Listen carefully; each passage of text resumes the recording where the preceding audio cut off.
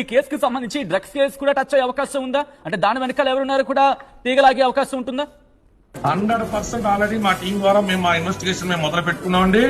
ఎంత పెద్ద ఆఫీసర్ ఉన్నా ఈ పిల్ల తప్పు లేకుండా కేవలం పొలిటికల్ ప్రెజర్ తోనో లేకపోతే అక్కడ ఉన్నటువంటి సినిమా ఇండస్ట్రీ పెద్దల ప్రెజర్ తోనో ఈ అమ్మాయిని అన్యాయం ఇరికిచ్చారు అంటే ప్రతి ఒక్కరు కూడా బాధ్యత వ్యక్తులు ఓచలు లెక్క పెట్టి తీరుతారు. ఇందులో ఏ విధమైనటువంటి సంశయం అవసరం. ఈ పిల్ల ఇచ్చినటువంటి ఆధారాల ప్రకారం తన దగ్గర ఉన్న వివరాల ప్రకారం అమ్మాయి దగ్గర సీజ్ చేసిన క్వాంటిటీ ఏంటి, పోలీస్ స్టేషన్ ఛార్జ్ షీట్ ఏంటి, వాళ్ళు పెట్టిన డీటెయిల్స్ ఏంటి అన్ని కూడా బయటికి తీసుకొస్తారు. అంటే నింద తేలికి సార్, నింద కొట్టగచ్చు ముఖం మీద చెప్తే ఈ సోషల్ మీడియా జమానాలో ఏది నిజమో ఏది అబద్ధమో తేల్చుకునే లోపల ఎవరికి ఇష్టం వచ్చినటువంటి వాళ్ళు ఆ అమ్మాయి మీద కథనాలు రాస్తా. నువ్వు డ్రగ్ అబ్యూజర్ అంటున్నారు, నువ్వు డ్రగ్ పెడలర్ అంటున్నారు. ఏ మెడికల్ రిపోర్ట్ చూసి మాట్లాడు, ఏ మెడికల్ రిపోర్ట్స్ పోలీసు వాళ్ళు ఫైల్ చేశారని మాట్లాడు. ఈ అమ్మాయి మీకు ఏం తెలిసిన మాట్లాడతారు. ఇందులో కాంట్రడిక్షన్ చూడండి.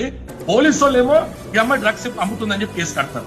రాజ్ తరుణ్ ఏమో నేను మీడియా ముందుకు వచ్చి ఈ అమ్మాయి డ్రగ్ అబ్యూజర్ నా రూమ్ కి తెచ్చుకునే ఫ్రెండ్స్ తో పాటు డ్రగ్ యూజ్ చేసిందని చెప్తా ఉంటాడు. మరి అప్పుడు నువ్వేం చేస్తున్నావు?